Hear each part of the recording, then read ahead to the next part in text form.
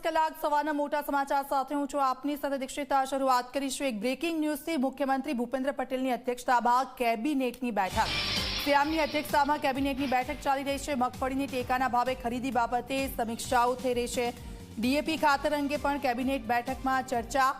કૃષિ રાહત પેકેજની પણ કેબિનેટ બેઠકમાં ચર્ચાઓ। પીએમજયમાં નવી એસઓપી મામલે પણ કેબિનેટમાં ચર્ચાઓ થશે। ખ્યાતિકાંડની તપાસ મામલે પણ કેબિનેટમાં ચર્ચા। ભૂપેન્દ્ર પટેલ સરકારના 2 વર્ષ પૂરા।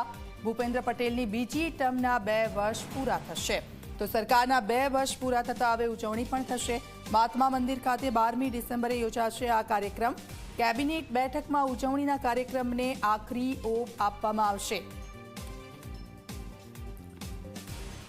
તો કેબિનેટની બેઠક જેમાં અનેક મુદ્દાઓ છે તેને લઈને ચર્ચાઓ થશે। સાથે સાથે સરકારના 2 વર્ષ પૂરા થયા છે તેને લઈને પણ ઉજવણી થશે, તેની પણ ચર્ચાઓ થશે। ખાતરની જે સમસ્યાઓ છે તેને લઈને પણ ચર્ચાઓ કરવામાં આવશે।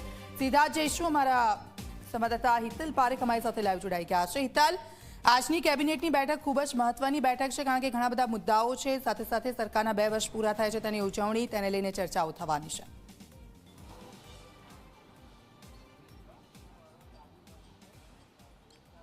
જી દીક્ષિતા, ચોક્કસ એવું કહી શકાય કે મુખ્યમંત્રી ભૂપેન્દ્ર પટેલની બીજી જે સરકાર છે એની ટર્મ 2 વર્ષ પૂરા થઈ રહ્યા છે। 12મી ડિસેમ્બરે આ 2 વર્ષ પૂરા થશે।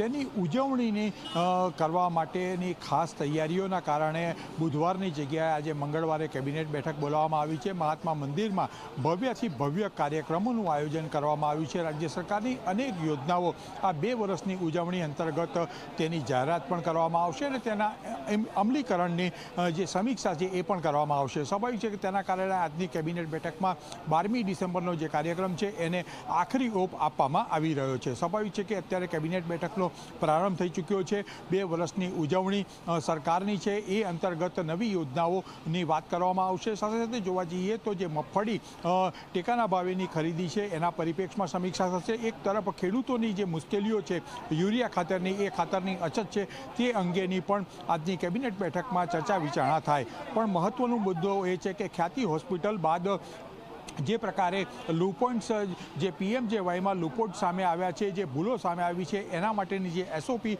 તૈયાર કરવાની જે કવાયત છે એ કવાયત અંતર્ગત એસઓપી મોટાભાગે તૈયાર થઈ ચૂકી છે અને આ એસઓપીને આખરી ઓપ એટલે કે કેબિનેટમાં મંજૂરી આપીને તેની આજે જાહેરાત થાય તેવી પ્રબળ શક્યતાઓ અત્યારે જોવામાં આવી રહી છે। જી દીક્ષિતા। બિલકુલ હિતલ, ખ્યાતિકાંડનો જે મુદ્દો સામે આવ્યો હતો, ત્યારબાદ જે નસબંધી કાંડનો મુદ્દો સામે આવ્યો હતો, તેને લઈને પણ ચર્ચાઓ થશે કે કોઈ નિર્ણય?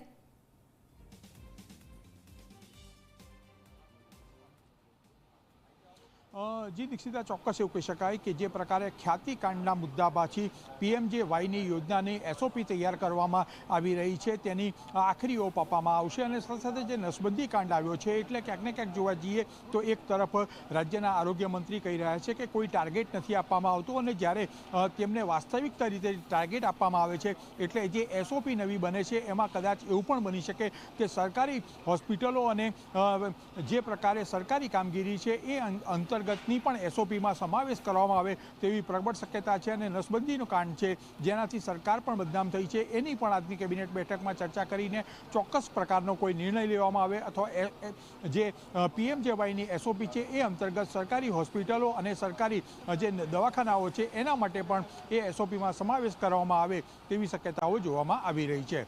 જી દીક્ષિતા। બિલકુલ, આભાર। આપની પાસેથી અપડેટ્સ લેતા રહીશું। તો જે બેઠક યોજાય છે, બેઠકની શરૂઆત થઈ ચૂકી છે, અલગ અલગ મુદ્દાઓ છે તેને લઈને ચર્ચાઓ થશે, પરંતુ પીએમજયમાં જે એસઓપી તૈયાર કરવામાં આવશે તેના પર સૌ કોઈની નજર રહેશે।